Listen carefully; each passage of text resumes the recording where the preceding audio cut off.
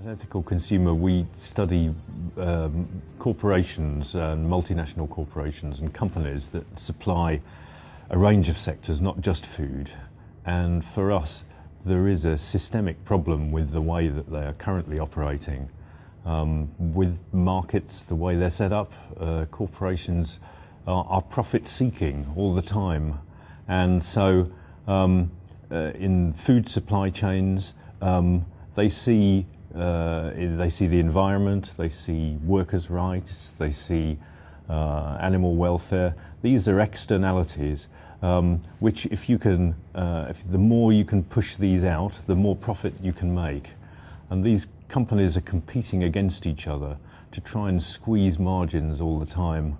And so there's huge pressure both on suppliers, on environments, on animals, across the supply chain, across the world. It's having devastating impacts for communities, I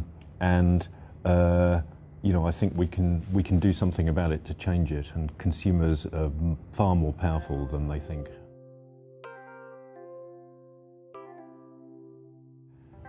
Right, one of the things we study at Ethical Consumer is how civil society acts in markets, and particularly around consumer markets. There's a lot of evidence that consumers across the world, in Europe, in China, in South America, in the United States, all support values that want to protect environments, and they want to protect human rights.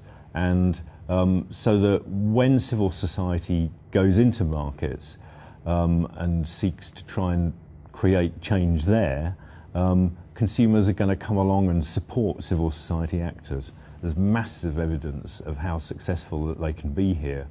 And so what's happening is that civil society, through use of boycotts, through use of third-party accreditations, through use of all sorts of public campaigning, are being able to act as a counterbalance, if you like, to the profit-seeking nature of these multinational corporations.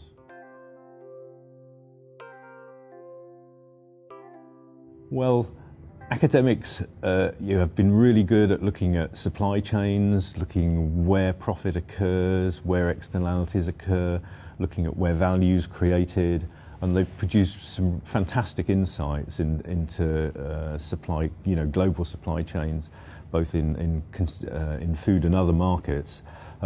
What they've studied in less detail is the kind of civil society actions that I've been talking about. Consumer boycotts or third-party accreditation schemes, other campaigns to name and shame really poor conditions at certain producers. So this is kind of where I'd like to see more academic activity, really, to study these kind of campaigns, because by looking in detail at what makes them successful, what makes them fail, are their impacts good, what makes a good campaign can help civil society act as a more effective counterbalance against the profit-seeking activities of corporations in the food and other supply chains.